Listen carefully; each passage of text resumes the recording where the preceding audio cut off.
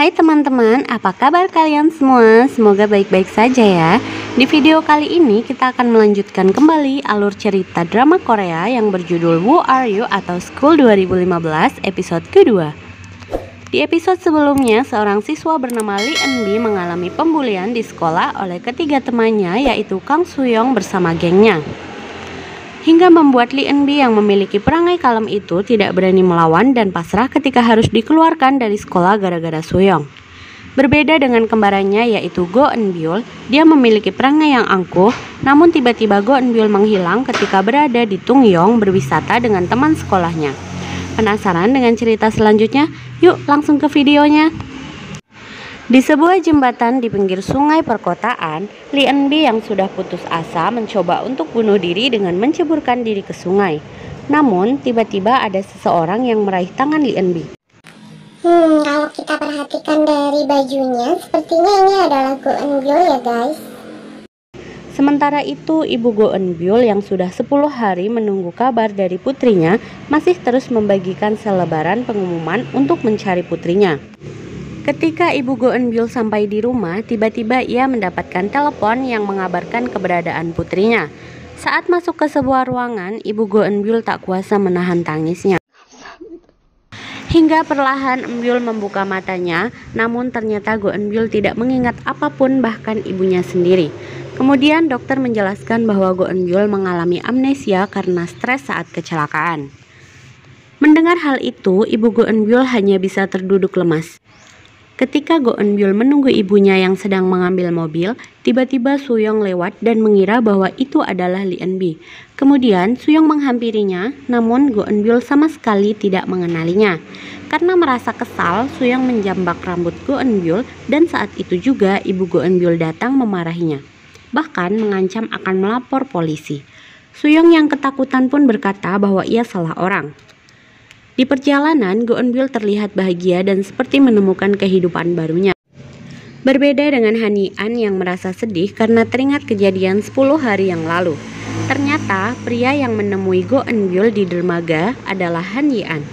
Han Yi-an berniat memberikan medali emas turnamen pertamanya yang pernah ia janjikan ketika masih kecil dulu.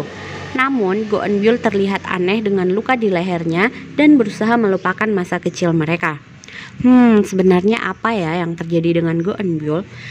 Beralih ke rumah sakit di Seoul, Gong Tae-kwang yang sedang bermain-main di atas gedung membuat semua khawatir termasuk suster yang menjaganya. Saat turun, ia melihat Go Eun-byul di salah satu ruangan melalui kaca, namun Eun-byul sama sekali tidak mengenalnya. Di kafe rumah sakit, Tae-kwang ditemani Song-ju yang ternyata memang sudah berteman lama. Ketika Song-ju hendak meninggalkan Tae-kwang, ia baru mengatakan bahwa sekarang Eun-byul berada di rumah sakit ini. Mendengar hal itu, Song-ju langsung menelpon Han Yi-an. Tak lama kemudian, Yi-an yang sudah sampai berlari menemui Eun-byul. Saat bertemu, Eun-byul tidak mengenali Han Yi-an dan berjalan pergi. Yi-an yang merasa bingung mengikutinya dan malah membuat Eun-byul merasa takut. Karena merasa aneh, Han Yi-an pun memanggil dan memeluk Eun-byul, sembari tertawa dan meminta agar Eun-byul tidak main-main. Dari kejauhan, datanglah Song-ju, kemudian mereka duduk bertiga. Dan Eun-byul pun bercerita bahwa ia mengalami amnesia. Saat sampai di rumah, Eun-byul terlihat takjub, bahkan tak percaya bahwa ia yang merangkai mainan di mejanya. Ketika ia membuka tasnya, ada sebuah buku bertuliskan Secret Note. Saat ia ingin membukanya, tiba-tiba ibu memanggilnya untuk makan.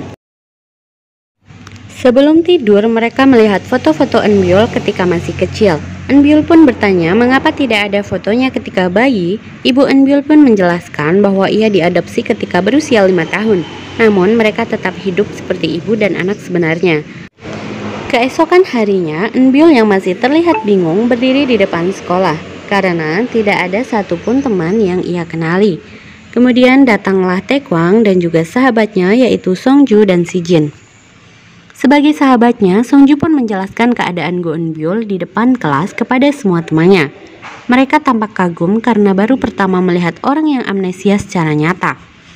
Ketika Go Eun-byul berjalan di koridor sekolah, tiba-tiba ia teringat sesuatu, seakan ia berjalan di koridor sekolah lain dan dijauhi para siswi lainnya. Nah, dari sini sebenarnya kita sudah bisa tahu ya guys bahwa Eunbyul yang sekarang adalah Lee Eunbi. Namun saat itu ingatan Eunbi belum pulih sepenuhnya. Pulang sekolah, salah satu teman Eunbyul yaitu Hena bersama pacarnya mengajak Eunbyul dan yang lainnya bersenang-senang bersama. Di luar sekolah, mereka berjalan bersama.